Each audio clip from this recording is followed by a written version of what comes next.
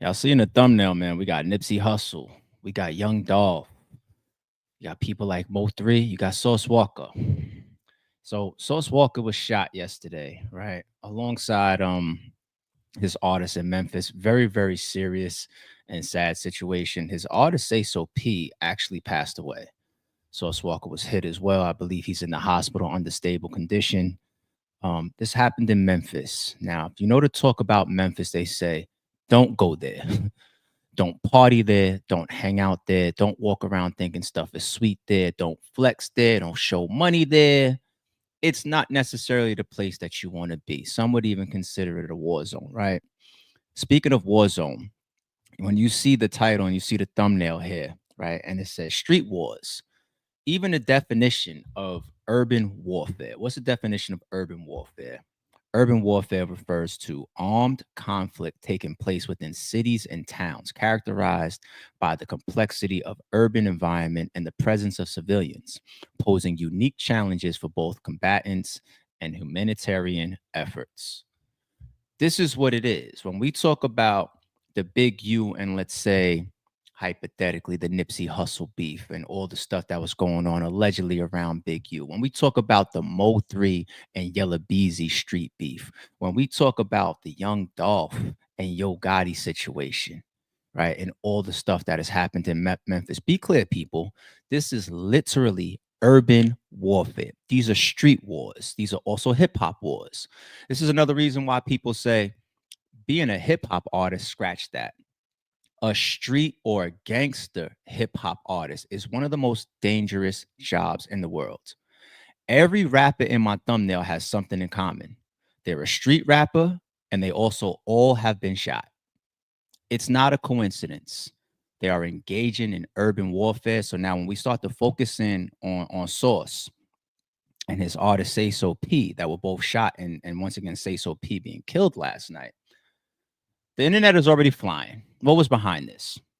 Okay, if we start to look at some of the links that are being created, here's the first link that is already coming about. Now, pay quick and close attention to the faces and the names that y'all see here. This is a video between Straight Drop as well as Big Homie G. I just missed my Delta flight because I was high on smoking me. Niggas ain't never bucking me. Pause. Just that fast. Let's go back a couple seconds. We'll do it again. I'll even put it on the bigger screen for y'all. All right. Get a look at who's in this video together. Right? And the associate. I just missed my Delta flight because I was high on smoking me. Niggas ain't never bucking me because I got switches for these kids. That fast. So when it comes to Big Homie G, there's already videos online showing that he was amongst, the collective of people that was with Sauce and Sayso P last night in a Memphis club. There's already videos putting them next to each other, right? The other person in there, if you forgot the face or if you don't remember who Straight Drop is, we covered him. And we covered him because he was one of the people that was convicted in Young Dolph's murder, Young Dolph's shooting. This man, you just seen him in that video, right? Man sentenced to life in prison for killing Young Dolph gets 35 more years tacked onto his sentence, meaning Justin Johnson could be in his 70s before he's even considered for parole. Good evening, and thanks for joining us. I'm Greg Hurst. Hello, I'm Stephanie Skurlock. The additional sentences were handed down in court this morning. WRG's April Thompson was there as the judge described Johnson's crime as one full of envy and greed. Justin Johnson was already convicted and sentenced to life for the killing of Memphis rapper Young Dolph. Friday, he was back in court for sentencing on 2 additional charges: conspiracy to commit the murder and being a convicted felon in possession of a handgun. Prosecutors stress Johnson already has several aggravated assault convictions, extreme criminal behavior, and is a danger. The risk of life to individuals. Okay. Be clear, people. They will continue to do documentaries and studies on the Memphis urban warfare, on the Memphis hip hop beefs, on the Memphis wars. I'm pretty sure if we wanted to bring up right now 10, 20, 30 different documentaries around Young Dolph and Yo Gotti's beef, I really could be correct when I say there may not have ever been a rapper in hip hop history that allegedly had more people slide for him in retaliation. They say the amount of shit that has gone down since Young Dolph has been killed, how many people have been sliding behind his name. You don't say Young Dolph's name in anything negative. You don't go close to any of his ops. You don't be anywhere close to Memphis and choose a side, hang out with a different side. It's very, very clear what's happening in Memphis when it comes to the Yo Gotti, all that PRE stuff, and Young Dolph. It's scary. It's spooky. And Sauce, we know that Sauce reps really what he reps, right? But Sauce also over the years, like if you watch him, he comes off a little bit too out there, right? The way he moves about, he's a little too braggadocious at times. Remember, he had that time where there was allegedly a robbery that he was supposed to be a victim of, and then in a different robbery, that same robber was killed. And he kind of put out a video almost alluding to as if he was the one that killed the robber. You know, Sauce Walka has been into a lot of stuff, and he reps what he reps, but he's still a high-profile person. He's still a high-profile rapper. Should Sauce Walka, be moving around in Memphis if he's associated with either side of the Yo Gotti and the Young Dolph war? I wouldn't be. If I have associates or friends that are on either side of that situation, I got to know just like that I am a target, because Memphis clearly shows us they don't give a about who you are. They don't care if you're a rapper. They don't care who you stand with. You could be Big Jook, Yo Gotti's brother. They killing people at funerals. Memphis is not for fucking play. So look at some of the rest of the puzzle that's being put together about last night's shooting. Just that fast, y'all. Memphis, man, y'all got it. I would not club there to save my life. Nah, I'm cool. Never. Man, we got some crazy breaking news out of Memphis, Tennessee today. Police are investigating a deadly shooting right in the heart of downtown Memphis. See, as you can see behind me now, the scene is still pretty active. I'm going to step aside and allow you to see those wave of blue lights. Now, the shooting happened around 2:40. Where Houston rapper Sauce Walka and his artist Sayso P have been struck by gunfire in a broad daylight shooting. Unfortunately, according to emerging reports, his artist Sayso P did not make it, which is honestly tragic. And I couldn't imagine any place else that something like this could happen besides Memphis, Tennessee in broad daylight. Thankfully, Sauce Walka is in stable condition after getting hit 2 times himself. However, new details have emerged right now, and it's looking like the motive for the sinister plot might have just been discovered by witnesses on the scene. So today, we got to get into the beef that could have caused this right now and the emerging details and everything that went down. We're going to get into it right now, but before we do, I'm going to need you to like, comment, subscribe, man. Check out the merch right now on StaySafeWorld.com to support the channel. Hit that notification bell so whenever I post, y'all tune in right away. Man, let's get into this for chapter 1. Man, Memphis, Tennessee is one of the most dangerous cities in the U.S. With poverty, gun violence, and lack of resources, it has driven the city to having one of the highest murder rates in the country. That's why many were surprised to see Sauce Walka posted up on his IG story, broadcasting his location, holding thousands of dollars with his artist Sayso P. It's definitely not the move to be doing that in any city, but to pull up to Memphis and literally post thousands of dollars and literally have grills and jewelry and all types of things that are literally thousands of dollars. I don't understand that, man. I don't understand that. Rappers have shown a million times what happens when they drop their locations. Now, it is a dangerous job if you're going to be a street or a gangster rapper, right? Sooner or later, you got to promote something. Sooner or later, you got to put up a flyer that you're hosting a walkthrough, or you're doing a performance, or you're going to be at a concert. So that's one of the big dangers of being a street or a gangster rapper, or somebody that has issues, or you got ops in the hip hop space or whatever, because you have to move around, and you're moving around in public, and you're moving around in public around a lot of people. Okay, the rapper image, the rapper starter kit, from the starter kit all the way up to the people that really got it like that, the diamond, the flexing, the big expensive chains. You got to have your whole fist full of rings, the big jewelry. Was Sauce one of the guys that had the diamond in his forehead or whatever, just like Lil Uzi? You know, you got to have the diamond teeth and all that. You got to have cash. Nobody does. It's 2025. You can't do plastic. You can't do credit cards and debit cards, people. For some reason in hip hop, as a rapper, as an artist, as a street gangster rapper, you gotta have a bag or the shoulder strap or the man purse, and it's gotta have hundreds of dollars or thousands of dollars in it. You can't swipe a card for some reason, right? So you become a target, not just for the beast, but just for the come up within itself. Then these artists, like even Julio Fulio, you know, they're show, they continue to tell the world where they're at. Now, once again, you can't evade if you're actually working. I'm gonna be at this concert tonight. Let me promote it. Go on Rick Ross's page right now. He's promoting probably 5 different places he's going to be. You know what I'm saying? And you should be moving with security if you live that type of public accessible lifestyle. But this, from what we see, details related to last night, doesn't have to do with anything related to like an engagement or a concert, or maybe he got some walkthrough money for all we know. But I wouldn't be posting this type of stuff, man. I'm not flexing on the gram and all. Yeah, we moving around and in Memphis, because you got the question of, do you know where you at? Do you know who you are? Do you know how much money you got that you're wearing? Do you know how much money you got in your bag or your man purse? Do you understand the people that you're affiliated with? Do you understand the wars that's going on in this town? Do you understand that the club that you're going to is in the hood? I don't get it.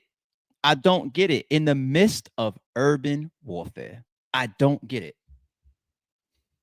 And broadcast your location. Look at how they treated people from their own city, for instance. Young Dolph shot in broad daylight. Big Juke, aka Yo Gotti's brother, gunned down after a funeral. People over in Memphis don't care what you're doing. They don't care that you're a rapper. They don't care that you're just visiting. If they want to take you out, they will. And unfortunately, that's exactly what went down today in a broad daylight shooting in downtown Memphis that we're going to get into right now. Let's get it. Fresh off an appearance at Tyler the Creator's tour in Houston, linking with Tyler and Maxwell Cream, Sauce Walka and the rest of TSF were looking to take advantage of their motion with a club appearance in Memphis. Leaving Houston last night, he took a flight to Memphis and pretty much hit the ground running, broadcasting his location on every single one of his IG stories in true Sauce Walka fashion. Bro was posted up showing exactly the type of whip they had the whole way, exactly what they were wearing, literally posting where they were. It was honestly a terrible way to go. After pulling up, Bro would go on to a club appearance with West Memphis rapper YTB Fat. It would show people even the cars, like it's all part of it.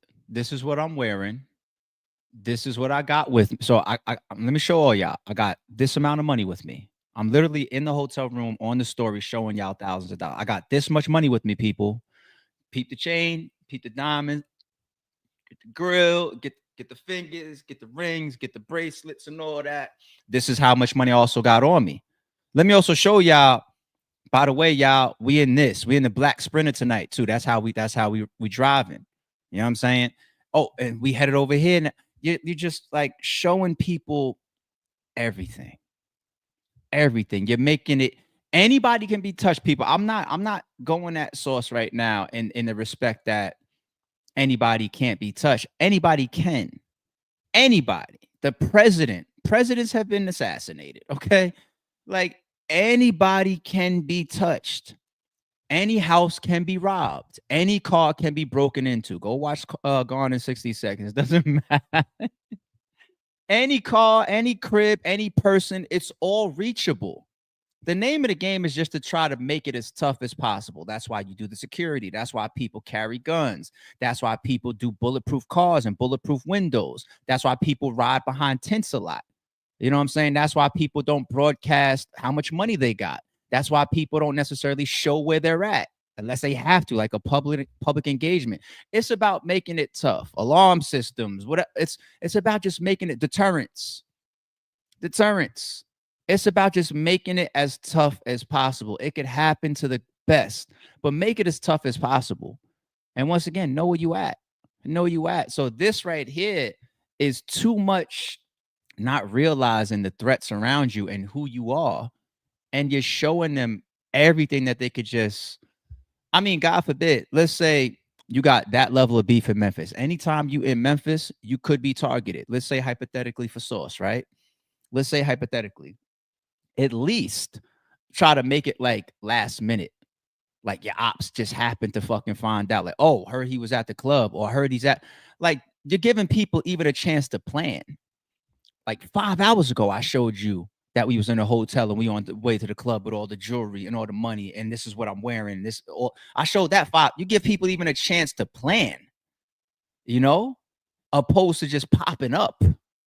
It's scary. It's scary, and I'm not trying to say that Sauce and his artists deserve this. I'm not saying that they do. Honestly, I don't even know all the stuff that Sauce may have done to people. So I don't know, and I'm not going to say that because people lost their lives last night and people were shot. But these artists, they continue to make that mistake in one of the most dangerous fucking professions in the world as a street or a gangster rapper, and I just don't understand it. Again, flexing huge racks of bread just cuz. Through his IG, bro was making sure to show exactly where he was, and that was definitely one of the major downsides of being a rapper that I just definitely feel time and time again. I've seen Sauce Walka in person before, and one thing I've always felt after being around him is he puts faith in the people around him and feels that they'll keep him safe or something, because bro always be posted up with not much security, really just with other TSF members, and it doesn't really seem like they be on point at times. Like, bro really be walking around like a regular person. Like, I've seen bro in the studio before, just, you know, posted up. Bro be posted up walking around DTLA with hella jewelry, and people just probably assume that he has hella cash on. You know, he's kind of like an everyday person, even though he's a big. I don't understand that. Hey, did RBE kind of start the perception of security guards in battle rap? Because the guy ARP and his family and his friends that are there, and we all got families to make it back home to. I don't give a fuck about none of that stupid ass perception in hip hop. I put them there. I let the world see. I let y'all see the armed rifle security guards on camera. Some of it was like even imagery to y'all. Like, yo, look at this rap battle right here. What the fuck is dude doing there sitting with a fucking all-out AR-15? What the fuck is going on?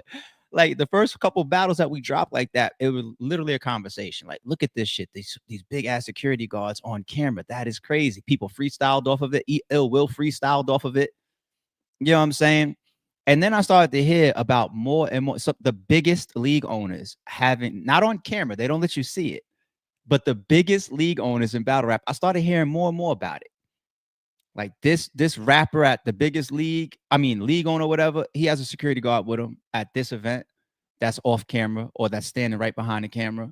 This battle rapper now is moving around with a security guard.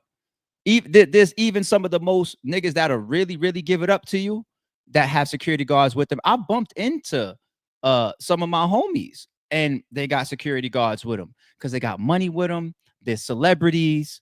They doesn't matter that what they will do. What ARP will do to you doesn't even matter. I could be harmless or I could be the most violent in the world. You don't need to know that. But that doesn't mean that I need to also subtract this person that's actually getting paid to watch this shit.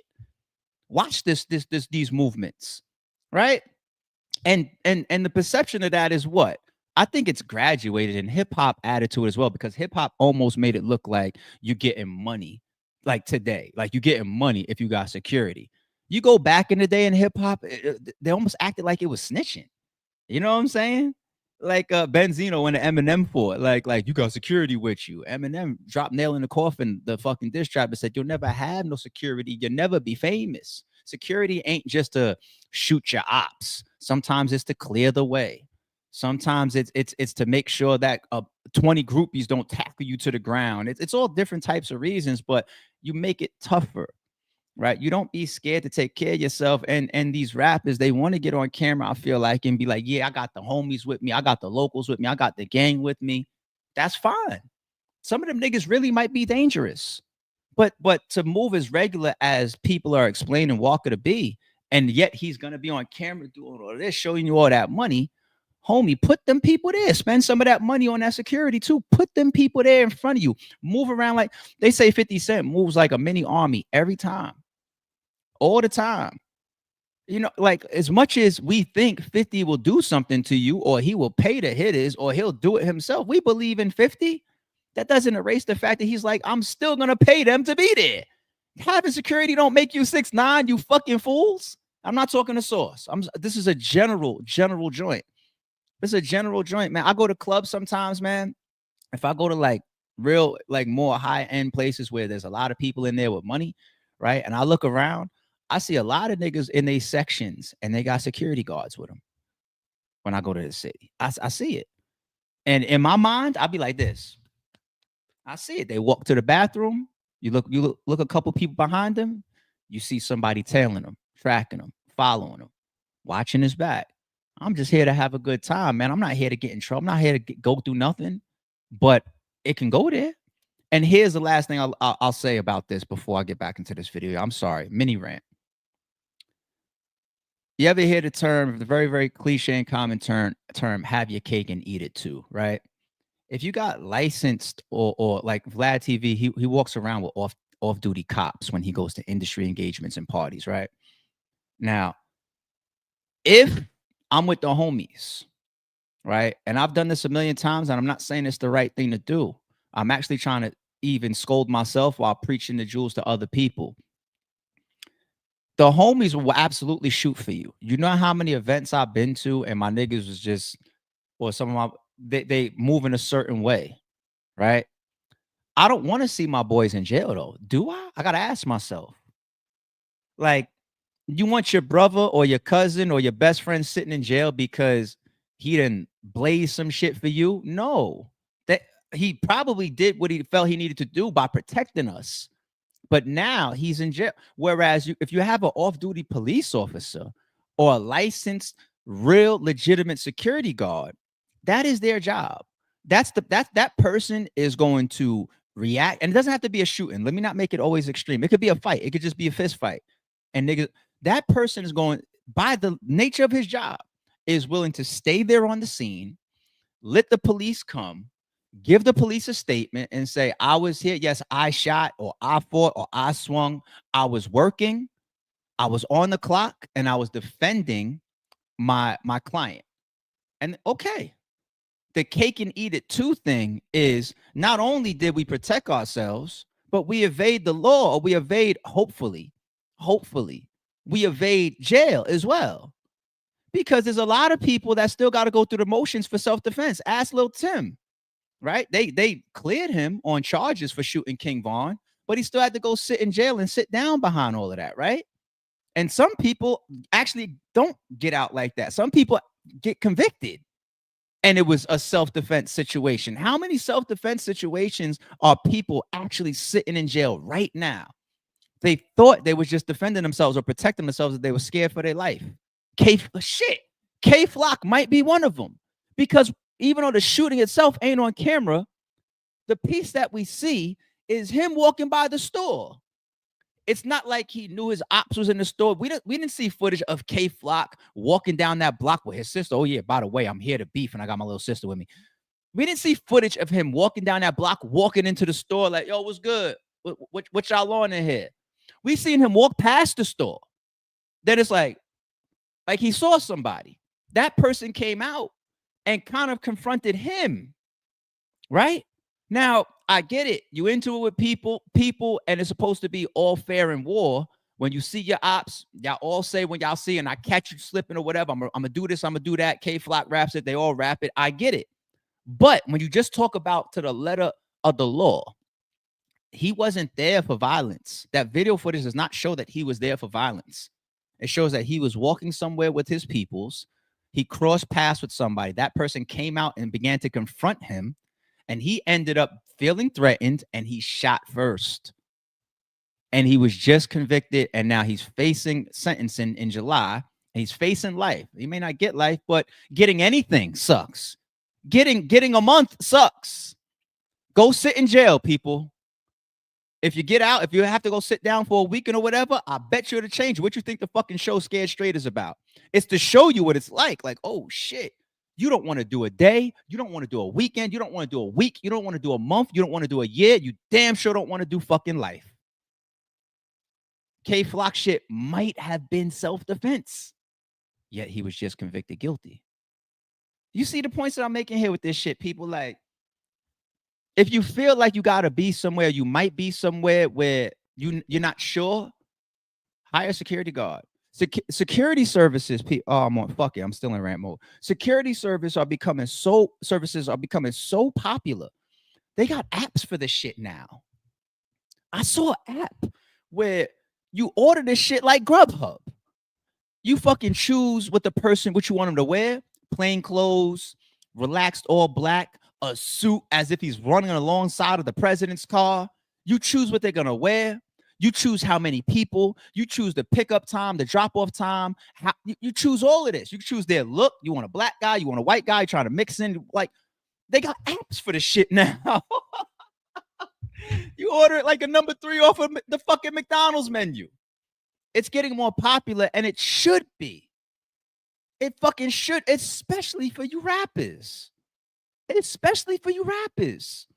No, I ain't flossing trying to show you I'm in Memphis in the hood, standing on the couches, you know, with the goons with me. No, fuck that. Oh, I got the goons with me too. But I also got these 5 fucking paid security. And you want to know what? The niggas that's paid, that's with me, they not bobbing along to the fucking music. They not having a good time. My niggas that's with me that might be holding to and they dangerous as fuck, they still having a good time though. I'm gonna keep it so 1,000.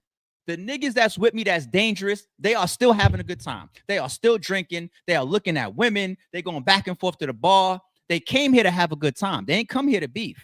The security guards that's with me, if I look at them and they're having a good time, I would never hire them again. They're not drinking. They're not dancing to the music. They're not trying to talk to women. They are watching you. They're watching the people that you tell them to watch because you hired them. Hey, this person's with me. She's with me. He's with me. They with me. They important. Cool. Anytime they leave the section, follow them to the bathroom, follow them back. All of that. They watching the crowd. They watching the people. They're not there to have a good fucking time. Like the goons. Like, I want to look around club footage like this and see security guards with you, especially if you posting, especially if you flossing, especially if you got money with you, especially if you gang affiliated, especially if you possibly associated with people that are in the middle of a fucking street war, and especially if I'm in fucking Memphis.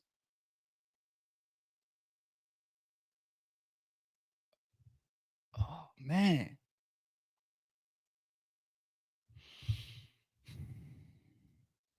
Famous rapper that has thousands of people looking at his IG at one time. Needless to say, people could have gotten his location from the club appearance and followed him to his hotel and waited until the moment to pull up. That's personally what I think happened. It seems that that moment would come in the early afternoon in a brazen, broad day shooting that took out his good friend and artist who posted on his IG countless times. And we're going to get into that right now in the ambush.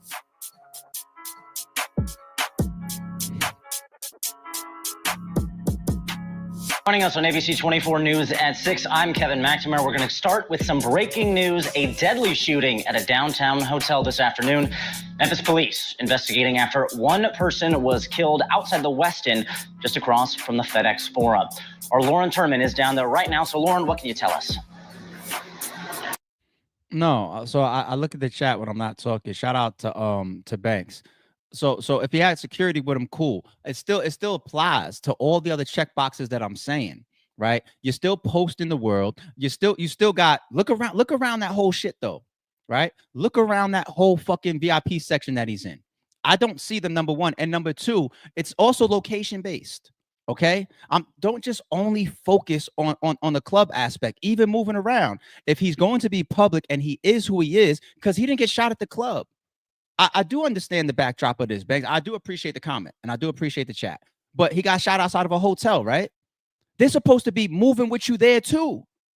Actually, like when people really, especially high-profile artists that know that they got issues or they affiliated or they gangster rappers and they got money and they on that type of time, you know what I'm saying? Like they don't even fucking, they don't go get the car. They don't just, they move like the president. This is why the 50 cents of the world hasn't been touched after all this time. And some of these fucking rappers. This is why. Like I'm talking about 3 guards come out of the fucking hotel. They're looking around, they're scanning, they're looking at cars. You see what I'm saying? They fucking hold on, let me go on the big screen. They go get the car. You know what I'm saying? They go look at my footage on 15 Minutes of Fame. Go look at my footage on 15 Minutes of Fame. The last time I was on 15 Minutes of Fame, there's blurred out shit. And then it says ARP gives reaction to Geechee versus Hitman, right? I swear to God, I didn't even like talking to Uncle Ra for that split second because I'm trying to get where I need to go. Like if I'm gonna do an interview, I'd rather be set up. I'd rather be comfortable. I'd rather be with, you know what I'm saying? Like I'm now exiting a club. There's a billion people around me. I don't know everybody that's around me. You know what I'm saying? And I'm trying to get to me and my people are trying to get to where we gotta go. Uncle Ra's out there in the parking lot. Yo, so what's your reaction? I swear to God, I hate situations like I hate that shit. But it's Uncle Ra. And I'm damn near sacrificing how I move a little bit, even for that split 15 seconds. Oh, yeah, I got Hitman 2-1, winning the second and third round. Look at my pace. Look how I'm moving. I'm trying to move fast. I don't want to stop and talk. I don't. We got security guards with us. We got people with us that's also prepared. I'm on my way to the sprinter. I just want to get in the sprinter and get the fuck out of here. I don't want to hang around. I don't want to stop and talk. I don't want to do an interview. I don't want to be around a million people that I don't know. I didn't come to a parking lot to hang out. We was on our way to the club. I'm gonna hang out there. You know what I'm saying? So even if there's actually other footage of me too. Shout out to Battle Fanatic. This is to make the point for what I was saying in the chat. Go to Battle Fanatic's channel. Shout out to the homie, man. He's got a documentary about Hitman versus Geechee. He's got footage of when I get there, right? And you see a couple of my homies hop out the sprinter. And the security guard that I was with, that was in the sprinter with us, went and got another security guard from the venue. Why? I'm gonna tell you. The guard that was with us, when we pulled up and we still all tinted out, nobody sees us, nobody knows who's in there. I sent our guard to go to the front. Yo, make sure, or do me a favor. I don't talk to my guard. Like, we all peers. I treat my guards with respect. Yo, go to the front, try to figure out where Holla is at, you know, because I want to make sure I'm walking through the right entrance. Nobody wants to be patted down. Nobody wants to deal with any drama. Nobody wants to be held up. This is my man. This is his event. So we're going to be able to move however the fuck we want. Find Holla, make sure it's the right entrance, right? He ends up coming back with a guard that's working the event. So if you look at that footage, you see Polo. Same way with Uncle Rock. Like, you see Polo is like, oh, ARP. I'm like, oh, and I'm showing Polo wild love. I don't even think I've seen him before in person, but that's the homie. And while I'm stopping and I'm showing him love, you see another a guard that wasn't with me, the one that my guard went and got, is standing there, and he's like waiting for me. Like, come on, like he's like let's go, and he's just waiting for me, so they could escort me and the people that I'm with to the venue. Like that's how even I want to see a rapper that has beef moving out of the hotel. You see what I'm saying? I want you to go outside. I want you to look in the cars. I want you to clear the way. I want you to walk me to the car. I want all of that. It's just making it tougher. It still could happen to anybody. You know what I'm saying? But no, I'm not mad at the chat. I'm not mad at the chat. I'm just passionate about this topic because I really, this is where my passion about this topic comes from, people. I hate the perception that you are not as tough as you are. You pussy, you not gangster, you ain't real, you can't be gang affiliated still. You can't be these things if you have security with you, right? And if I'm going to be moving around in a dangerous scenario, I don't, because you're even putting the security guards at risk. I don't want you posting. I don't want you acting out. I don't want you in certain places. You know what I'm saying? And I want the security guards to be moving in front of me. I want them to be clearing it out before I even leave my hotel room. I want to come downstairs, and if I'm in that type of place, or if I feel that type of danger, I want this shit cleared out. Then I'm coming down. They got ran up on in front of the hotel, right? You see what I'm saying? They understand why the fuck I'm passionate about this, because once we get a little bit too set into we are who we are, ain't nobody gonna. How many rappers do we say ain't nobody gonna touch me? Ain't nobody gonna do nothing? No, somebody will. Somebody will. You see what I'm saying? Like with, hold on, what is this? Am I the only person in history with the Shaq and Austin or the Rebel on the same? Crazy.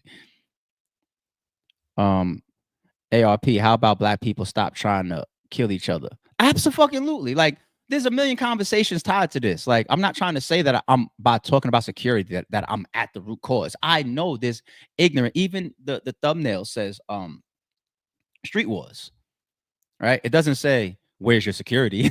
The title says hip hop street wars, and the thumbnail says street wars.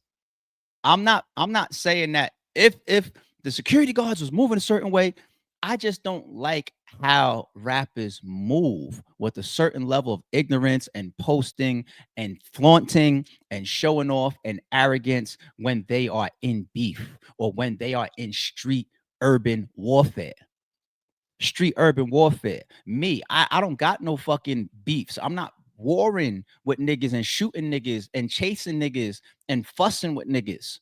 So me, if I'm walking in and out of these fucking a supermarket by myself, and if I happen to post, oh yeah, I'm on my way here and I just left the car lot or whatever, you would expect that shouldn't be that. And I still don't do it.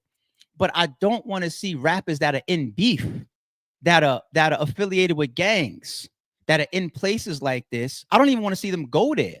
Let alone do I want to see the fucking the element of violence amongst each other. But the violence amongst each other, they're showing us they don't care. Them trigger men from yesterday, they don't give a fuck that was another black man. And you know what I'm saying? That is, they don't care. When you look at the Mo3, and we're gonna get there, and the Yella Beezy shit. Look at Trap Boy Freddy. He's got an interviews I think on Say Cheese, and it, like asking him like, yo, can it be this or whatever? He's like, no, blood has been shed, lives have been lost. If you peep the beginning of my stream, I'm linking in allegedly, right, the Young Dolph shit, because how many, they don't care. They don't care if it's Yo Gotti's brother, and he might have been involved in some stuff too from what we've seen, but they don't care. They don't care about this. They don't care about your comment here. I do. I care about what about the root of the fucking problem of us fucking killing each other every day? I care about it. You care about it. They don't. They don't. So because they don't, I can't even have this passionate argument right now towards them. They don't give a fuck about my opinion. They feel like maybe they lost a homie. They feel like their gang has been violated. They feel like their hood has been disrespected. They don't give a fuck about nothing that I'm talking about. So then I say, okay, if we can't, me, bowling sisters, me and you, if we can't alter the vibe and the energy about how those shooters feel and say, homie, let it go. If we can't pull a wallow on them and say, let it go, or else more lives will be lost and more people will lose their freedom. If they won't listen to us, right, then what do we have to ask? Then what's the layer above that? Okay, can we not post all my jewelry and my stacks of money on Instagram like this and the way I'm moving around? Can we not show the cars that we're in? I'm just asking the questions. Can we not do that? Can we not? Do we have to be gang affiliated while we're getting money? We're supposedly rich. My chain, I'm telling you, costs $100,000. Why am I still running out here gang banging at this age? Can we stop that? Now I'm talking to the artists. Can we stop that? Right? Can we stop getting it on these songs and beefing and rapping about dead homies and how you lost your homie? Can we stop doing that? Can we stop being affiliated with people that are tied to fucking gang wars? Can we separate ourselves from them people? Can we do that? Can we not be in the hood at a club in Memphis when I really don't have to be here? Even if they gave me $5,000 for a walkthrough or not, can I not go there? I think these are legitimate questions because you and I, bowling sisters, there's no fucking way that we can get through to the shooters. They're going to show up at 2 p.m. because they want you, regardless. I'm not mad at the chat. It's just great debate. I'm not mad.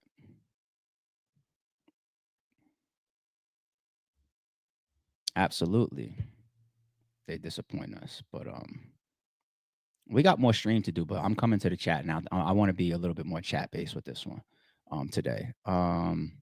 Chat says they're popular lifestyle vloggers who move smarter than these street rappers, posting where they were, not where they are. Right. I don't like that for street gangster rappers. I don't like it. There's got to be a way to make your money and not overly advertise your location. And there's got to be. Where is Jay-Z right now? I have no fucking clue. Now I know he's a billionaire. It's like, damn, man, you went to an extreme fucking example, right? I think Sauce Walka has made millions of dollars. I don't want to see him doing those posts that he did yesterday. That's what I'm saying. I just don't. I don't even want him in Memphis. I don't. I don't want him at that club. I don't. ARP, help me manage my coming settlement. I will pay for direction dealings with close to $100 million. Contact me, please. This shit is real. I'm not a licensed attorney or contract attorney, homie. I appreciate maybe seeing that potential in me. I'm a podcaster, right? Listen, if it's something that you feel or anybody feels that I could really, really help them with, my IG is my IG. I can't get to every DM. I do my best, but I appreciate that, Marvin. I really do. Appreciate that from the chat. Appreciate you, Jay. Shout out to the members in the building. Jay Dooley in the building. Where's homie that I missed earlier? I want to make sure I didn't miss his follow-ups. I'm gonna stay on the chat for a second. We got more streaming to do, but I want to stay on the chat for a second. I want to make sure that I don't want people to feel like this is a one-sided debate, even though I feel like this is more of we're all saying the same fucking thing. I think we're all frustrated, which is beautiful. I think the comments that I'm answering in the chat and the shit that I'm saying is coming from a place of frustration. And that's actually a good thing. It's good for us to sit here and debate how the fuck do we stop this. That is a beautiful thing. Because now I'm clearly showing y'all. This is all in the midst. I'm triggered. I'm fucking triggered. Like, I don't cut on these streams for these topics. Just, content. Nah. I give a fuck. I don't need a dime from YouTube, and I'll still be in the same place in life. I swear to God on everything. I'm not content motivated. I want my channel to be successful just like the next man's. But I'm not, somebody got shot. Click, stream on live. I do give a fuck about the topics that I choose to cover. I do. And I'm fucking triggered. And if we're all sitting here, and if really our issue of frustration, whether you feel like, blame the security guards, blame Walker, blame the shooters, blame Young Dolph, blame this person, blame that person. Whoever we blame, we understand that there's a problem. And let's all keep fucking debating and arguing and being triggered as to how the fuck we prevent some of this stuff. Because I want it prevented for me. I want to prevent it for you. I want to prevent it for the next rapper. Now, if you into shit and you want to be at street wars or whatever, and you want to be ganging and disrespecting people's dead and shooting people up and whatnot, then I ain't got no advice for you, because that's the lifestyle you choose. But for the people that don't choose this lifestyle, and sometimes the friends and the family that get affected, the kids that these parents are going through this type of shit, or the homies that might be around you and they don't got nothing to do with no beefing, but they get caught up in it.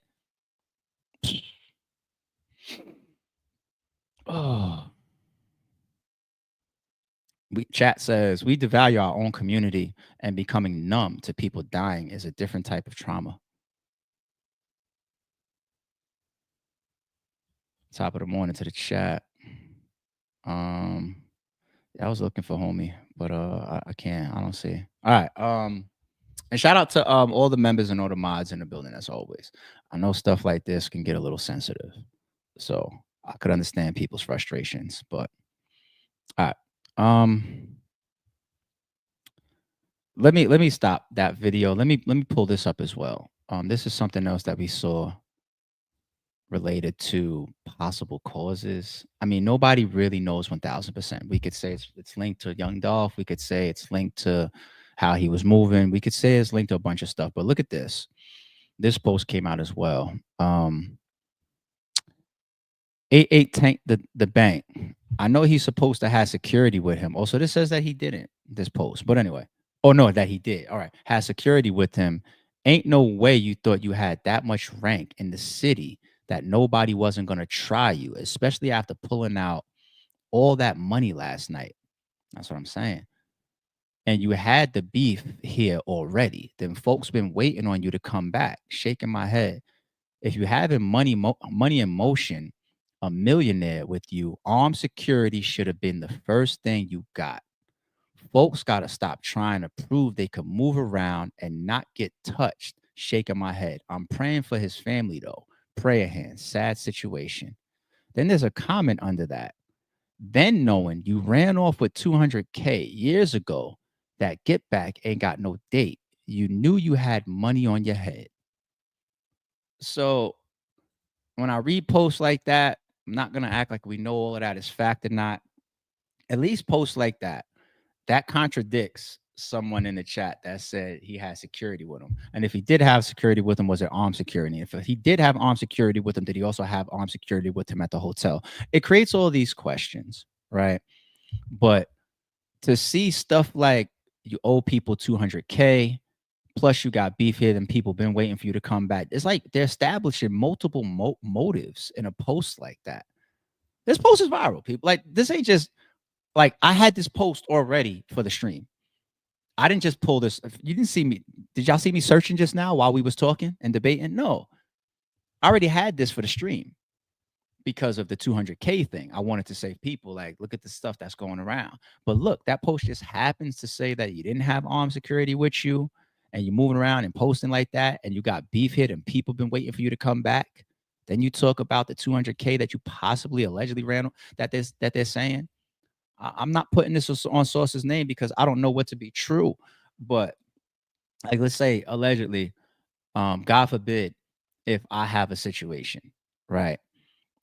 Anybody, you're not going to see a post related to me that says, oh, yeah, and by the way, ARP owed them niggas some money. I don't owe nobody no money. You know what I'm saying? Like, you don't see nobody posting that I ever ran off on their money. People have ran off on my money plenty of times in RBE. Right, y'all know how it go with them RBE and battle rap related deposits. People ran off with my shit plenty of time. Ran off with a lot of every league owner goes through it. Lose money is be the name of the game. You're gonna sue, you're gonna beef, you're gonna carry the money forward, work it out, figure out how to make this work. People always playing with your money in that field that I retired from. Always playing with your fucking money. You can't find nobody to say that nigga ARP cheated me or he owed me some money or he a league owner that ran off with the money. You never hear it.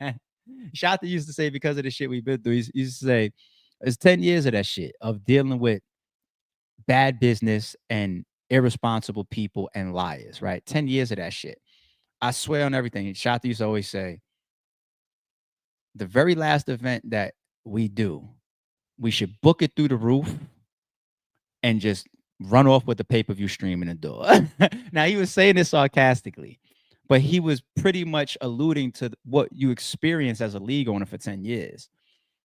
It's damn near like he's like saying like it's justified. Like if we do one last event and it's some big event and we run off with the whole stream and nobody get their back ends, that's what you guys produced from us in this coach. You guys have fucking made us feel away to the point where we want our one turn, our one time where we get to rob you. Finally, one time where we get to do bad business. And once again, he was being sarcastic, but the thought is just that these motherfuckers been playing with our money for 10 years. 10 years. There's certain people around, they're just like, they go to all different types of levels behind people playing with money. These niggas are play with money. Play with money. This ain't related to Sauce. I don't know if that post is true. I'm just saying, like,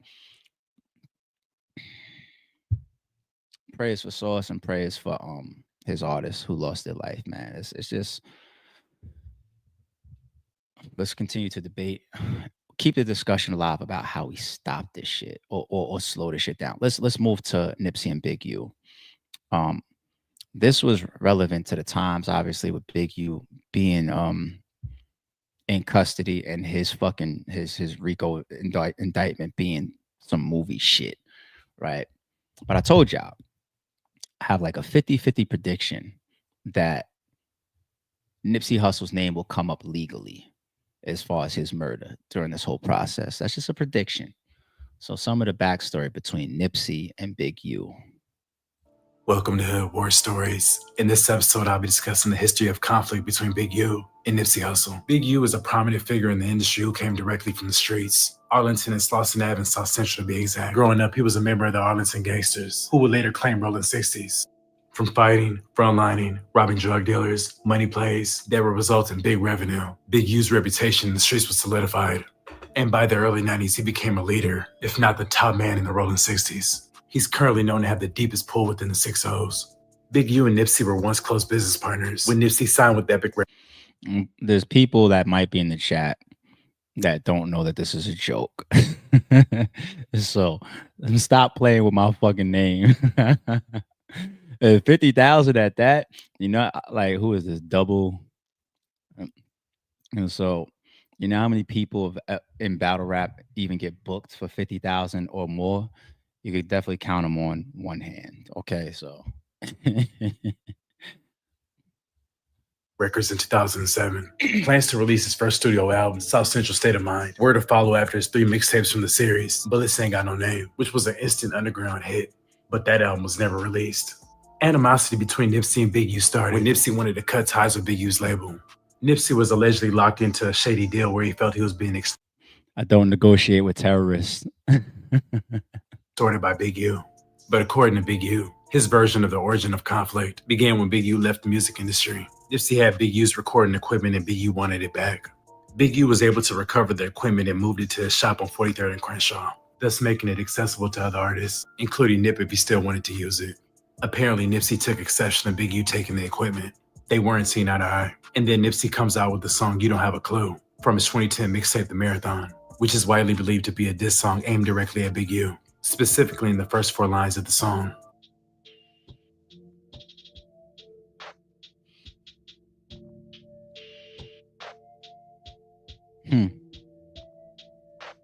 Following the diss track, Big U subsequently pulls up on Nipsey with some homies and confronts him. They attempted to pick him up so they could discipline him, and this form of discipline does not consist of a head-up fade. Before Big U could take Nipsey away for the DP, Black Sam jumped in front and told Big U that Nipsey wasn't going anywhere with them, and Big U responded by wanting Black Sam to stay out of it, saying that Black Sam was never from 60s and that this is gang business, although he did understand the sentiment of protecting his brother. In addition to the equipment ordeal, family disputes have caused these two to clash in a real way. Nipsey's first baby mother is Big U's niece. During this time, Nipsey and his baby mother were not getting along, as he did not approve the company his baby mother had around his daughter. Allegedly, guns, drugs, and alcohol were in the vicinity. Allegedly, Nipsey would go solo to his baby mother's house and pistol whip the guy his baby mother was with for having his daughter in that unsafe environment. Nipsey beat him up bad to the point he had to get sent to the hospital. Allegedly, his baby mother was harmed in the mix-up as well. Shortly after Big U heard about the incident, he pulled up to Nipsey's store and confronted him about it. Words were exchanged, and it led to them fighting in the alley. Big U allegedly gave Nipsey a beatdown. This led to Black Sam going back inside to retrieve a pistol. He proceeded to fire a shot in the air to get Big U off Nipsey. We heard that story for years, that Black Sam and Big U situation there. I mean, Black Sam obviously was a protector of his brother. It's a real solid, strong man, man of respect, man. From everything we've seen about Black Sam, you gotta respect him. LAPD arrived almost immediately where they saw Black Sam with a pistol in his hand. The officers then opened fire on Black Sam, but not a single bullet struck him. They were all arrested. It was the officers that showed up and opened fire. This is for the people that know a lot of that story. Is that the footage? Because Nipsey Hussle has a video. I think he's in the parking lot of where the Marathon shop is. Is that where he's showing like the proximity? I think there's footage of Nipsey Hussle breaking it down. Like they was right here and this is how close they were shooting at her. Like, is that situation? So Nipsey is, I think, talked about this, you know, where the cop showed up and all that and they got into it. But this whole, so I mean, there's probably arrest records behind it then, right? If they showed up and then all 3 of them got arrested, Big U, Black Sam, and Nip. Like, and this is why you hear Big U say that him and Black Sam never got along. Like, they have a lot of shit, it seems. And Nip and Big U has stuff obviously as well. Arrested and taken to the 77th Street Division. All 3 bailed out the next morning. When Nipsey began collaborating with YG in 2011, he brought YG to 6-0 territory for Nipsey's part in the Bitches Ain't Shit video shoot. Big U did not approve of Nipsey bringing a rapper from Treetop into the set. During the early 2010s, it wasn't very common to have Pyrus hanging out in the 60s. So when Big U got at Nipsey had to defend his decision by having to fight multiple 6-0s just to have YG in their hood. And the love from Nipsey was reciprocated when YG invited Nip to the trees for the I'm a Thug video shoot. The two became good friends and collaborated on numerous songs in the upcoming years. Over the course of the next 7-8 years, Nipsey's career continued to elevate to the next level. including a Grammy nomination for the Best Rap Album. But there were still internal issues behind the scenes. Throughout this period, Big U and Nipsey's relationship seemed to be hot and cold. And for a brief period, they both seemed to be on a good accord. Remember that. He did what no other rappers do today. He sold his own music. He sold his own music. So when I came along and Steve came along, we had a formula that merged what he do, but he outworked any artist I've seen. I'm talking about business-wise. I'm not talking about on the mic. Because if you notice, this man is more professional than 90% of the dudes who are trying to grow to his level. But I'm saying that to all young babies, to a T, he outworked a whole lot of people. And this is the reason why we are giving him the award, the Businessman Award, because he really exudes everything that you need to exercise in business. So let's give this man a hand and clap it up for him. But Black Sam and Big U seem to have never liked each other, with Black Sam disapproving of the way Big U has handled things pertaining Nip, and with Big U being pretty vocal of his dislike for Black Sam. And then I'm gonna keep it 100. Me and his brother wasn't cool. Me and his brother weren't the best of friends. You gotta understand, like I'm gonna have friends that my mama ain't gonna like. I'm gonna have friends that my brother's not gonna like. You gonna have people that your people don't like. You know what I'm saying? Since he's been out of prison, Big U has gained a rep for allegedly strong-arm extorting any rapper or artist that comes into 6-0 territory. Anyone with the big name needs to pay a tax and go through Big U to be granted entry access and the ability to be in the 60s without risk of being harmed. In early 2019, DJ Khaled, Nipsey, and John Legend teamed up for the single Higher. Initially, Nipsey had brought DJ Khaled to the 60s for the visuals of the song. When Big U got word of this, he allegedly sent a gang of 6-0 members to the video shoot to press the issue. Nipsey frontlined, but the overwhelming pressure resulted in him moving the video shoot to the top of a parking structure in Inglewood. Nipsey also had to beef up security, as he was receiving death threats, allegedly from the Inglewood families, the dominant blood gang in the city. After Nipsey was killed a few days later, rumors began to fly that Big U had allegedly orchestrated the murder, with many people pointing out their past issues, as well as Big U not attending Nipsey's funeral. Fans were also thrown off when a screen-recorded clip of Big U's live began circulating the internet. Justice for them.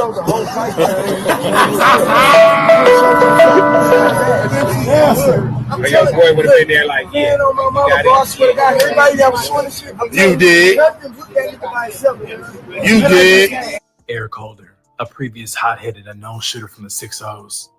You know what just does it fully, and thus far, you know, it looks like Eric Holder is just, I haven't seen shit from him, but there are reports allegedly that one of the shooters that was involved in the Mo3 death that's in custody is talking, right?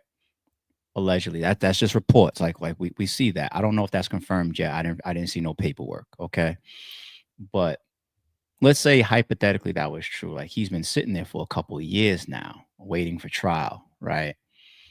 And then here comes something that is said that gets Yella Beezy grabbed. Imagine if Eric Holder says something, right?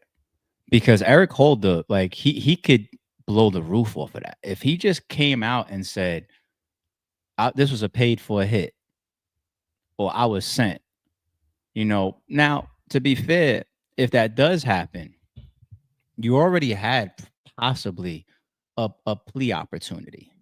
You probably already had those opportunities in trial to snitch or to tell or to give up information that might help out your terms, right? So I don't think that we heard anything about any plea agreement that he took that brought in other people or spoke. I didn't hear that about Eric Holder, right? But the reason why I mentioned the Yella Beezy situation, if that's true that shooter that's in custody is talking, it could just be one of those things where somebody is just going through the motions, going through the amount of time. It's just like, I've been here for 5 fucking years. I'm over this shit. I was solid. I did keep it real. I didn't say nothing when I got arrested. I didn't say nothing when I was in the detective's box. I didn't say nothing while I was at court. Now I'm actually looking at, I've been here for 5 years and I still got 15 to go. Fuck that. Right. And I'm just saying, like, imagine if Eric Holder went through that and then some talk just started coming out. Just imagine, like, that could be spooky as well. I don't want to do the conspiracy theory stuff, but These are some of the realities of the world, people. As well as a former friend of Nipsey's first baby mother, was charged and eventually convicted for Nipsey's murder. In a recent interview with Big Boy, Black Sam alluded to the possibility that Eric Holder was sent by someone, which has again sparked up a whirlwind of theories, saying that Big U was allegedly involved. People have speculated that Nipsey was getting bigger than the program and was defying the first law of power to never outshine the master. But this is all speculation that has no base. Big U has repeatedly denied that he had any involvement in Nipsey's murder, saying that Nipsey was like a little brother to him.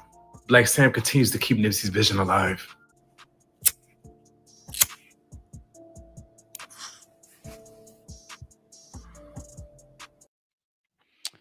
Yeah, rest in peace. Rest in peace once again to Sayso P.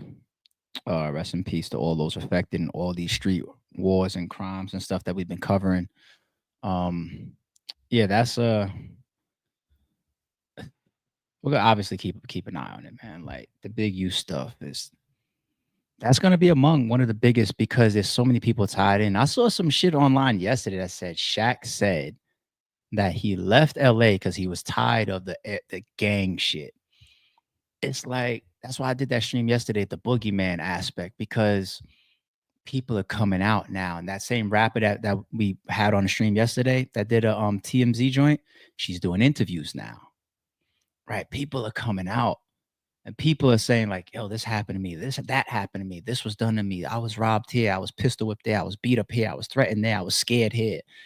Like, it's a lot of people that look at AB, look at allegedly Adrian Broner now. He's going around the internet as if he's either working or you know, he was heavily, it was in the paperwork. They said AB, the boxer AB. Everybody is it's viral at this point. Like you was involved in scamming people too. Like look at the web of it now. If you incarcerate Big U, all this information is going to flood the internet. And I'm telling you, the Big U arrest and this Rolling 60s indictment in Rico will be one of the biggest stories from the urban community news cycle, hip hop news cycle, because you immediately day one we started hearing all these people, these celebrity names, Shaquille O'Neal, this person, this actor. What about what happened with Wiz Khalifa? What about this person that donated? What about Adrian Broner? Just that fast. You know what I mean? We've been waiting to hear all these tie-ins with Diddy. Like, you got any of those tapes when y'all raided his crib? We're gonna start hearing all these celebrities or whatever. And then they went the Jay-Z route and we see what happened there. But this Big U shit immediately 10, 15, 20 different names. Boom. And then people that we weren't familiar with, right? Boom. Damn. And this is why I said yesterday stream, like, yo, this dude the real boogeyman of Cali. Like, all right. Mo3 and Yella Beezy. So this one right here, I said, let's watch this together because when we were talking about, you know, the work that was, because that TikToker that put that video up, that shit is everywhere. That shit is being picked up by news. That shit is picked up by big platforms. That little TikTok clip, I don't know if he's somebody. I don't know if he's known already from out there. I don't know if he just happened to make a video that went super viral, but it made people like me look more into Mo3. You know, like I've been years ago watched the Trap Lord Ross documentary, and you know, I remember some of the news of when Mo3 was murdered, and you hear a lot of the street shit. And then when we streamed it, we was talking about like the concert beef over, you know, all that stuff and the ego and the drama. But then I saw y'all in the chat, like, nah, Mo3 was moving. He was moving and shaking in the streets. And then that TikTok shit goes viral, like, nah, Mo3, like, then I did also watch Rainwater's interview yesterday. Mo3's manager. It's over an hour long. I watched the whole thing, listened to the whole thing. And there was some points in there where you could see that he was trying to be neutral as far as like the outcome. Like, do you feel like this was justice for Mo3? And he's just like, it goes both ways. So you're his manager. Like, what are you implying by saying that? He's implying like, this is what happens. Like, if you out there warring and dissing each other's ops and shooting at each other and all that and dissing each other's dead, like, that was a point that I took from that Rainwater shit. Like, wow. It comes with it. So the Mo3 shit. appreciate. If he was a demon, y'all are teaching me. At one point in time, Mo3, Yella Beezy, and Trap Boy Freddy were all cool. That's the funny thing about life. You just never know how it's gonna turn out.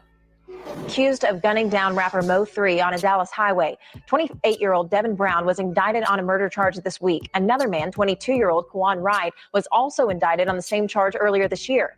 Back in November, Melvin Noble, also known as Mo3, was driving on 35E near the Dallas Zoo when White approached him with a gun.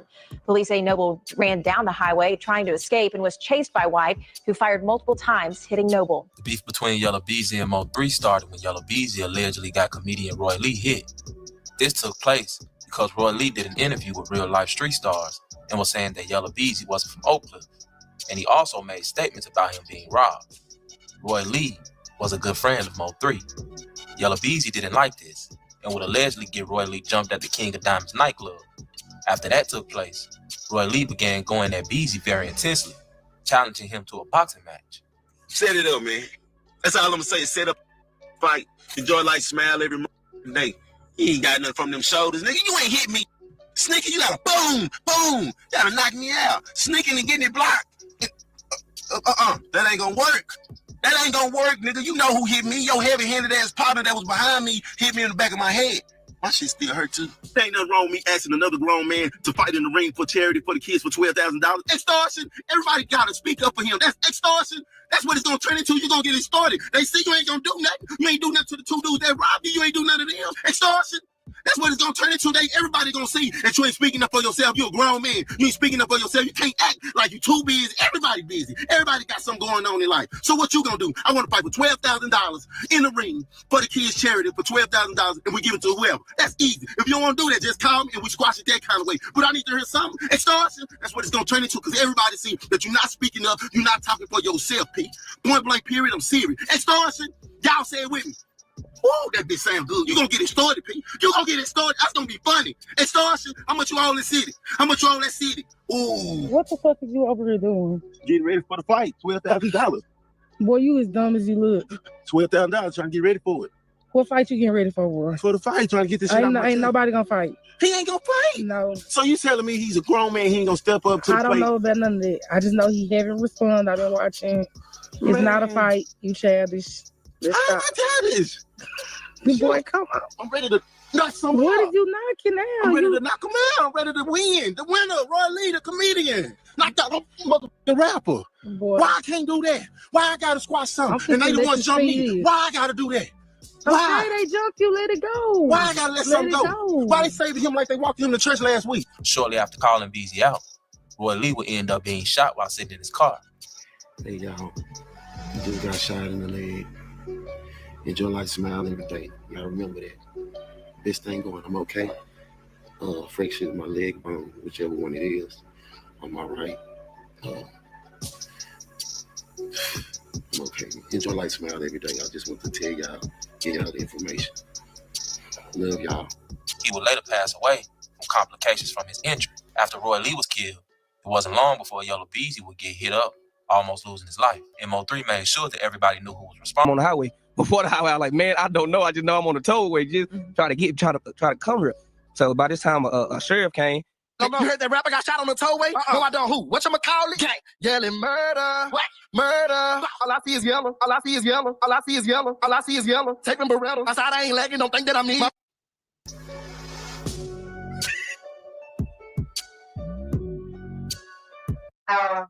Word around town that somebody got found, slumped over in the car, body stretched out on the ground. Run them down with 100 rounds. Run them down with 100 rounds. You mentioned like, who's that got shot on the tollway? Like, I don't know. So it's just, like, whatchamacallit? So it's just kind of like, dang, like, do you? Or... This back and forth ultimately became a game of survival. It just kept getting deadlier and deadlier until Mo3 ended up dead and Beezy ended up being charged with murder for hire, $2 million bond. And Kwan White allegedly implicated him, and it's also allegedly the DA star witness and is set to testify against him. The Mo3 was just as dangerous as the people that took him out. He allegedly was responsible for at least one murder and 2 attempts. Mo3 was also beefing with rappers Trap Boy Freddy and Go Yayo. Go Yayo had told Mo3 that he couldn't come back to Fort Worth. Well, 3 booked the show anyway at an after-hours spot called Club Phantom. On that tragic night in late May of 2017, Hector Wilkins, who was the club promoter and actually had no involvement in the beef, was gunned down, allegedly by Mo3, after he was surrounded by some Fort Worth guys trying to jump him. According to OG Percy, he was put in a situation and did what he had to do. Fort Worth Police Gang Unit investigates club shooting after man dies. The victim, 31-year-old Hector Wilkins, died early Tuesday morning, according to the Tarrant County Medical Examiner. A man died several days after what appears to be a gang-related shooting at a Fort Worth club, police said. Officers responded to Club Phantom in the 6200 block of South Freeway, just south of Interstate 20, about 4 a.m. Saturday, Fort Worth Police spokesman Daniel Segura said. A few minutes later, officers received a call that a man with multiple life-threatening gunshot wounds to the upper torso had arrived at a hospital after being at the club. The victim, 31-year-old Hector Wilkins, died early Tuesday morning, according to the Tarrant County Medical Examiner. The police department's gang unit is investigating. Mo3 was picked up for the shooting, but would later be let go for a lack of evidence. He also was said to be responsible for shooting up Yella Beezy on a toll road. He was shot 3 times after dropping his friends off. Trap boy Freddie's Sprinter van was shot up after that. We hit up that rapper, then hit up that Sprinter. I know all about they little hideout. Yeah. Then Mo3's... Oh, if you rap, let's say allegedly Mo3 wasn't responsible for either shooting. Because what's crazy is when I saw the Trap Boy Freddy video, when he's the infamous video of him driving down the highway after Mo3 was killed on that same highway, like, man, what's going on? All this traffic, man, what the fuck going on? When he's obviously trolling. And then there's another interview with him on Say Cheese where he's just like, I don't give a fuck, you know, too much. Like, Trap Boy Freddy he's presented some extreme energy towards Mo3 and the whole beef and the whole street war, right? But when you see stuff like this, that Trap Boy Freddy shit was shot up too, and also Yella was himself shot up at a toll booth, and then Mo3 has songs saying we shot up that Sprinter and we shot up that rapper, and he says the word we. Like, even if you didn't do it yourself, whether he did or he didn't, you're implying that you're affiliated with it or you're a part of it, and you're the rapper and you're the main face. So you're saying we hit up that Sprinter and we hit up that rap. Like,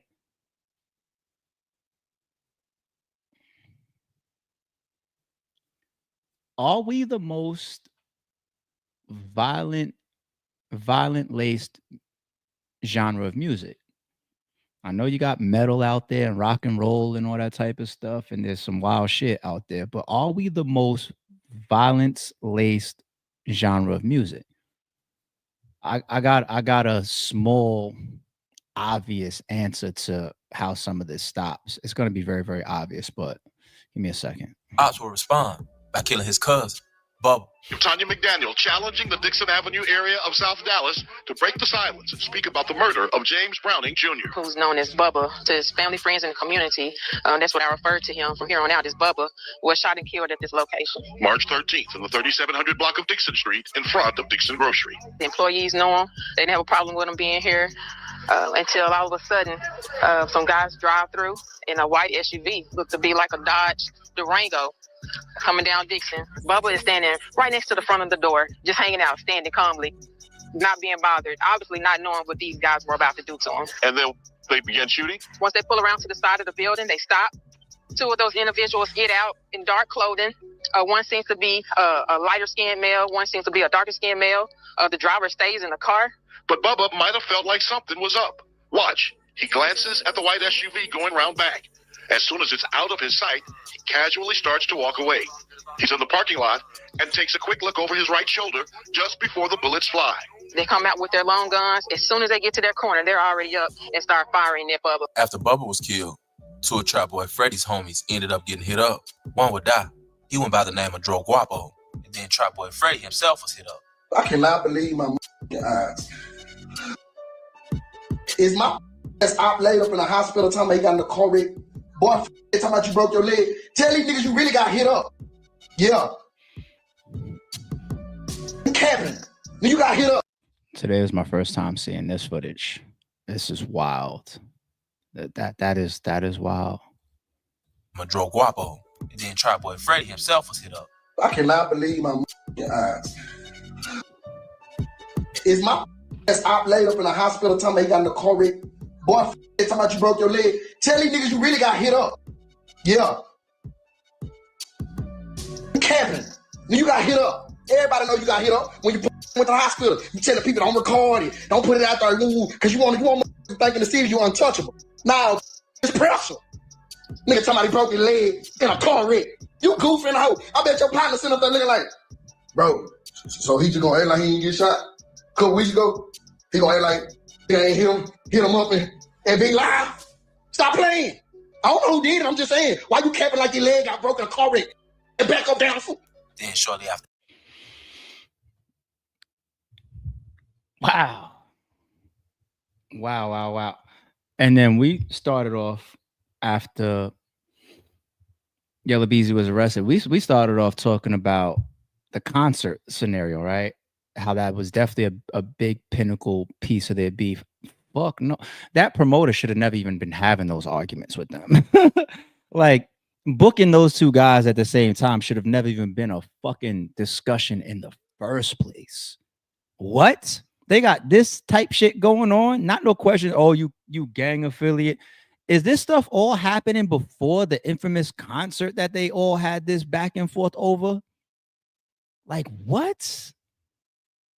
Like, this is bigger than the level of, can I put y'all on the same event? This is at the level of, if I book one, am I gonna be into it and have beef with the other type level? Because these motherfuckers is really, really at war. Really at war. Don't gloss it over, people. Put respect on the lives that were lost and all the shootings that were going down behind this shit. This was a big situation. There's a lot going on out there. From y'all out there, man, I know y'all probably know a million times more than what's on the internet, because y'all lived through the times of just seeing these two profiled rappers and their associates and the other names that are associated as well, back and forth, posts, live, shootings, disses, that. Wow. How many years did this shit can y'all put that in the chat? How many years was the overall Mo3 and Yella Beezy beef? How long was this fucking war going? I want to know that. That Mo3 was killed himself. Initially, the police had Kewan White and Devin Brown. Now they picked up Yella Beezy in connection with the murder and have charged him with murder for hire.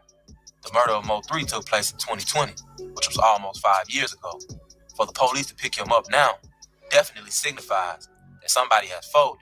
And I'm hearing that someone was none other than the gunman himself, Kewan White. Devin Brown was said to be the driver.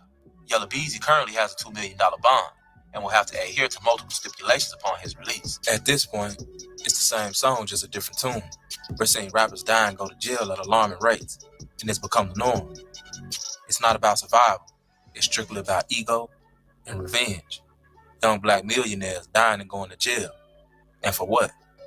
One thing I know is that you can't take none of that money with you to the afterlife. People choosing sides in wars from long distance perspectives, placing bets like these are gladiators in a Roman arena.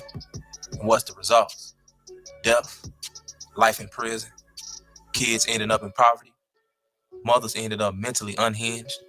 And guess what? The white man get paid off for all of that. This has been another SNTV production. It's your boy, SNTV. I'm out. Yeah, shout out to the Street News channel. Good content there. It's scary shit, man. It's scary shit. He got a $2 million bond, huh? You're gonna see Diddy tweet any second now. Yella Beezy got a bond. He in there for murder for hire. Why didn't Diddy get a bond? Watch. That's insane. Like, murder for hire is similar charges that Dirk got, right? Wow. But you saw Mo3 scream. It's pressure. You know, they was active. This is classified as urban warfare, people. That's the definition of this. This is urban warfare. 2 to 3 years, y'all put in the chat that this street war was going on. And so many people get caught up in it, man. All right. Quick, interesting one that I saw. Totally unrelated. I just rather go somewhere that's unrelated to all the street beef and war shit that we've been covering and talking about all day or all morning. Let me just go to a different energy for a second, people. Some of our energies are a little down right now. All right, let's get back to a beautiful, productive Sunday, people. So Snoop Dogg, then he have a public statement saying that Spotify executive explains why Snoop Dogg only made 45K off of a billion streams. So yeah, Snoop Dogg came out and he said that. A lot of people turned their heads, said 40 a billion streams, 45,000. Damn, is there music in streaming? I mean, is there money in streaming or not?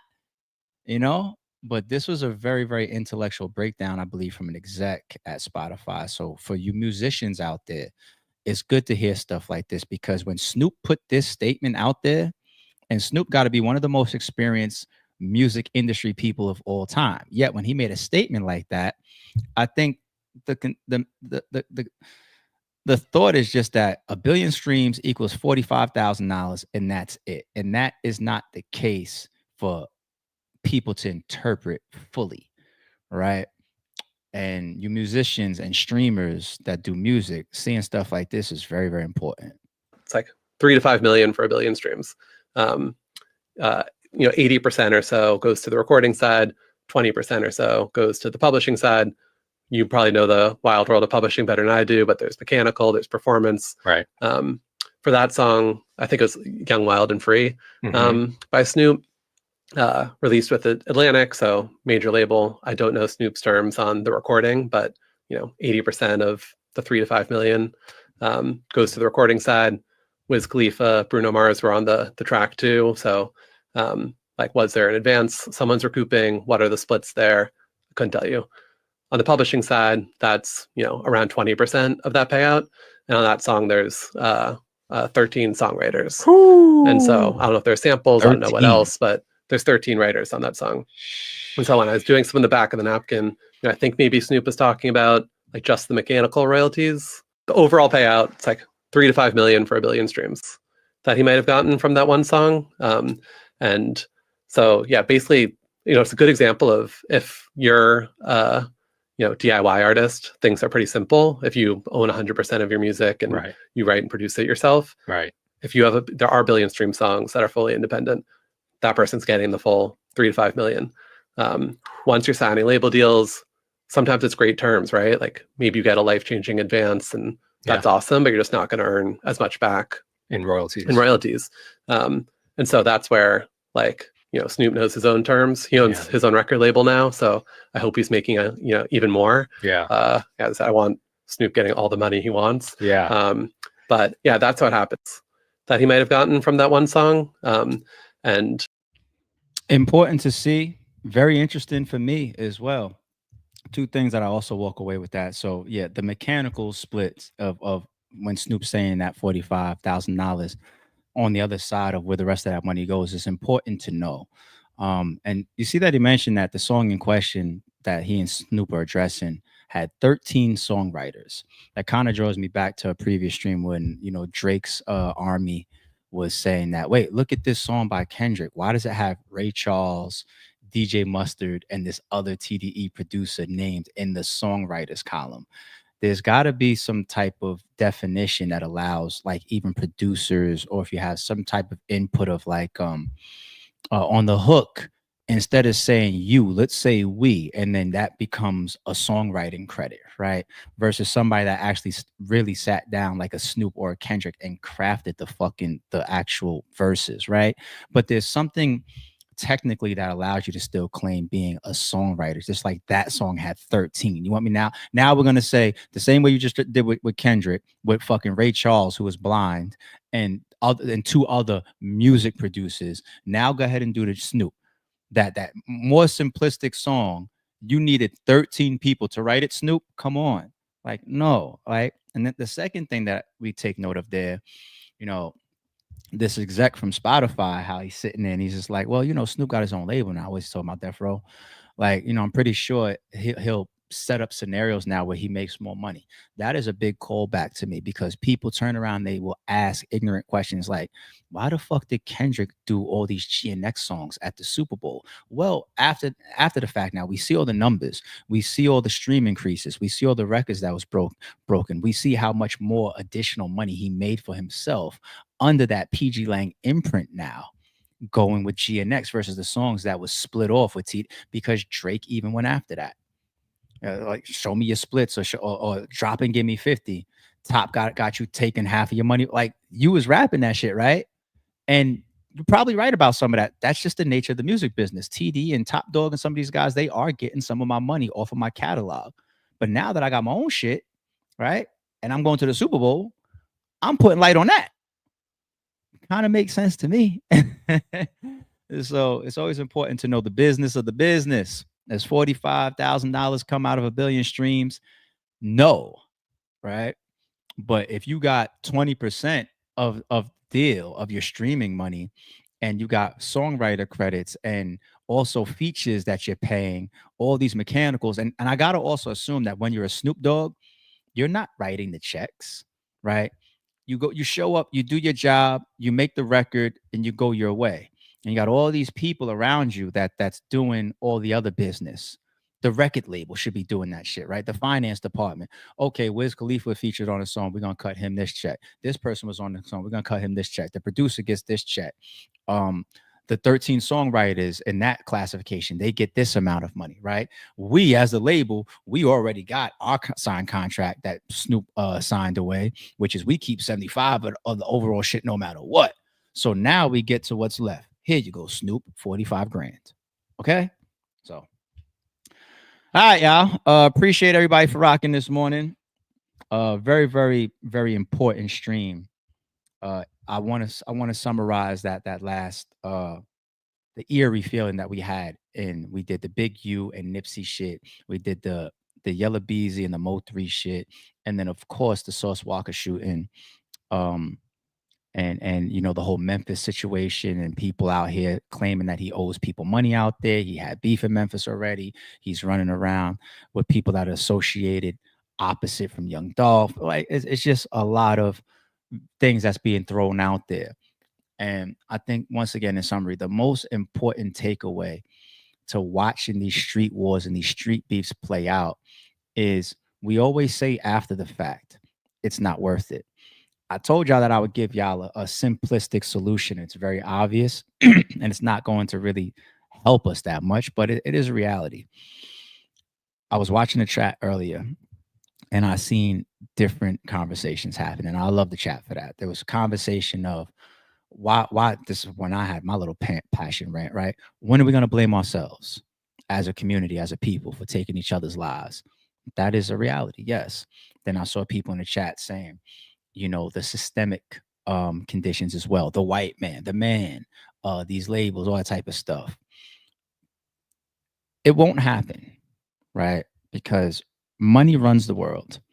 But when there's no value and there's no monetary gain in these street wars, in these lives that are being lost, in these rappers that are in these shootings, when there's no money in it, it will stop. The drill scene would die too. When there's no money in it. You take your favorite drill rapper, if he makes a song for the women, you take Julio Fulio, if he makes a song for the women with his level of popularity, maybe 200,000-300,000 views, right? You put out a song of him dissing Young and Ace, right? A new hit song, millions of views. That's more money. That's more endorsements. That's more shows. That's more traction. That's more engagement. That's more fan response.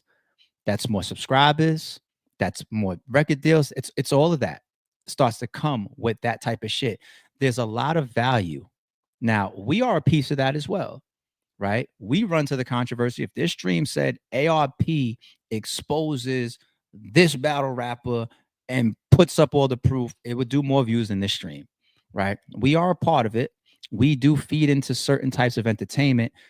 If we had a deep conversation about that, we could say we're conditioned like that even within this country. Violence is something that is attractive to us from an entertainment standpoint. We're little kids playing cops and robbers. We're little kids playing with toy guns. The movie industry, Terminator is a classic, right? Arnold Schwarzenegger goes on to do politics, but the backdrop of how we know the man is Commando and Predator and Terminator and all of this shit, right? So the music industry, these people that get to sit in their offices safe and collect millions and billions of dollars off of these rappers that are sacrificing or putting their lives in jeopardy, that is just part of it, right? They say these record execs and these record labels, the moment that they sign these artists, they take out insurance claims on them. Okay. So it's just like, oh yeah, I want to sign you 50 Cent because right now you're running around with these bulletproof vests. You just got shot 9 times and get rich or die trying is the real vibe around you right now, that you might die any second now. And the fans are all eating their popcorn. We are here for it. Dissing people, how to rob the industry. You got beef. You got this Jew in the team around you. You got this backdrop of being a drug dealer and running around Southside Jamaica, Queens, tearing shit up, right?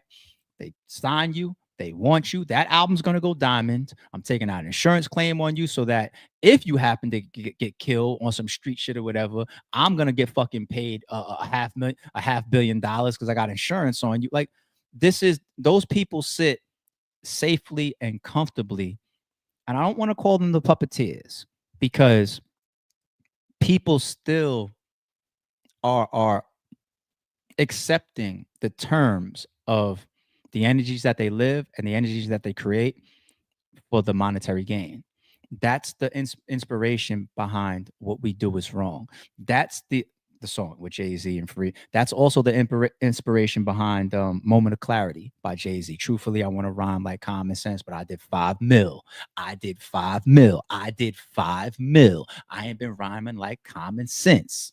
When your sense got that much in common, you know what I'm saying? Like, instead of being one of them, right? Instead of being one of the broke people, I got rich and gave back to them. That's the win-win. And that's where you start seeing the turkey drives and the handbags and the donations. And I'm not saying it's a bad thing, but sometimes when these rappers make it to that level and they give back, they feel like they're even washing some of their sins off. They're feeling like they're paying back what they've sacrificed, because you don't even have to be the one to directly do it. I could cut on 3 6 Mafia, Tear the Club Up, a song that was literally banned in clubs. I could turn that song on while I'm driving to the club, and the energy is just, they say, you know, this is one of the devil's instruments, music, right? And I'm driving to the club and I'm revved up and I feel such a vibe. I want to tear the fucking club up. You put that song on, your club back. Who was in the South around those times? Tear the Club Up. It was banned for a fucking reason. That song was literally inspiring people and giving people the energy to just flip the fucking club upside down open, just tear shit up and just mosh pit and slap each other and fight and fuss and shoot. There's a lot of songs that have come across like that. So it's linked to monetary gain. It's linked. What did rest in peace? What did FBG Duck say on Dead Bitches? He said, this Chicago legend shit, that was just about business. What does that mean? What does that mean when he says that, when he raps that? I've been asking that question for years. What does he mean in that lyric? What does he mean? We are, just as much as we point the fingers, if I cut off the stream and I go into the gym right now, you know what type of music I'm going to play? we are part of the cycle. When I click play on this, I get to give myself the justification that I'm not the one that's doing it, and I'm not endorsing it, and I don't come on the stream and preach it. But still, I have a small liability in it.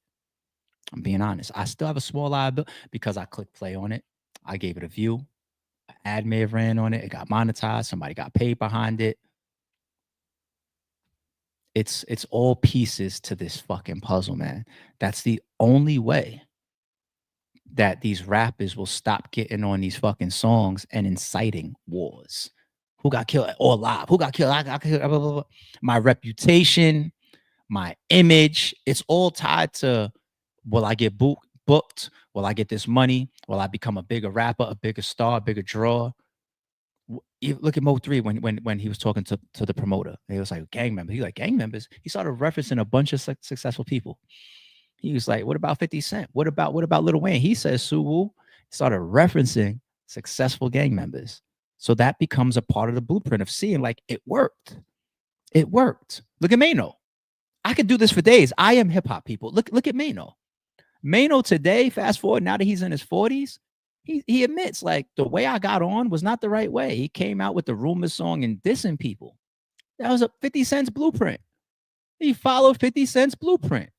Mano is one of those guys I was willing to stand it, right? He's out here still slapping people. That's one of the reasons also why Mano got a lot of attention.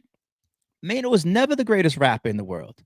I got a couple of his mixtapes, but other than that, I'm telling you, as a New Yorker, Mano rapping wise was never super checked for like that. He was followed because of the shit that he was being involved in, whether he's walking through the club and he flashes his gun at Bunky SA, whether he's slapping Young Thug and then Young Thug's fucking chain goes on a chain tour and ends up in the hands of people like Trick. You know what I'm saying? Whether he's slapping people at shows in front of his stage or shit like that, whether he's getting into it with Lil Kim and Lil C's, then the DVD comes out and they explain and they break down how Lil C's drove through the hood and hopped out, and then Mano started bombing on him, and then he chased him to the car and he hit him with a cone and all. Why can I say all of this shit? But I could only name like 1 or 2 songs from Mano though, like High Hater, Rumors, and I think All the Above, right? With T-Pain.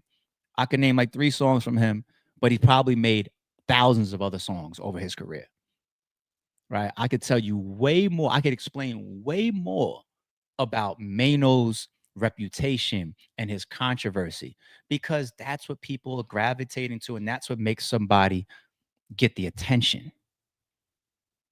That's what makes somebody get the attention. Okay? So let's realize that the corporate structures, they have blame in it. The artists, of course, have blame in it. The people around you that endorse it, stand next to you, help you, push you, hype you, whatever, they are a part of it. The fans, 1000%, are also a part of it. It's this big fucking gumbo pot. Everybody's putting into it and money is coming out of it. And as long as everybody's putting that shit into the gumbo pot and it generates money coming out of the fucking shit, it will continue. It will continue. I don't got all the answers, but I got some of them.